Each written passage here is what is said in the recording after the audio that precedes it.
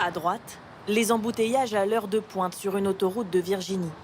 À gauche, la même autoroute, mais un trafic bien plus fluide. On les appelle ici les express lanes, des voies de covoiturage réservées aux véhicules avec au moins 2 ou 3 personnes à bord selon la route. Leur objectif, inciter les automobilistes à partager leur trajet pour réduire le nombre de voitures sur les routes et fluidifier le trafic. Tous ces automobilistes qui patientent sur cette aire de covoiturage offrent une ou plusieurs places dans leur voiture pour pouvoir ainsi emprunter la voie de covoiturage et réduire leur temps de trajet. De parfaits inconnus se retrouvent à la sortie du travail. Les premiers passagers arrivés montent dans la voiture en tête de file. Une fois au complet, elle prend la route. Une autre voiture la remplace et ainsi de suite. Ce jour-là, Eric monte avec Franck.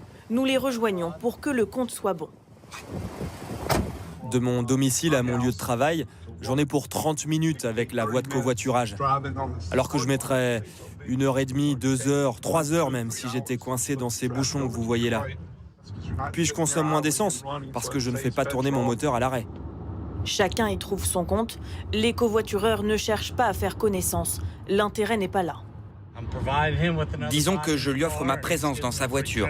Moi, ça me permet de faire le trajet gratuitement, ça va plus vite et c'est vraiment super.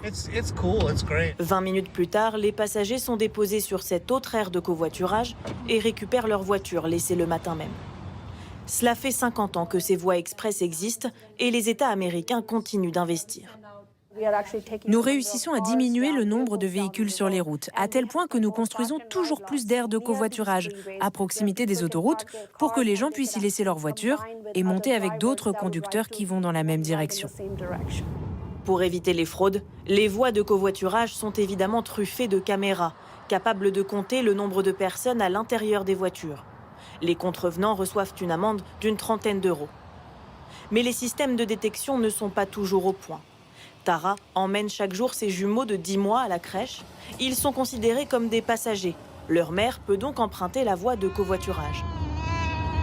Sauf qu'Isabelle et Francis sont visiblement trop petits pour être détectés par les caméras. Tara a déjà été verbalisée plusieurs fois. Maintenant, je fais des signes aux caméras. On est 3 dans la voiture. Je pointe du doigt l'arrière. J'ouvre aussi ma fenêtre de toit parce que les caméras filment au-dessus. D'autres conducteurs sont eux bel et bien des tricheurs très inventifs. La police américaine découvre régulièrement ces mannequins, de faux passagers plus ou moins réalistes. Certains États réfléchissent donc désormais à s'équiper de caméras thermiques.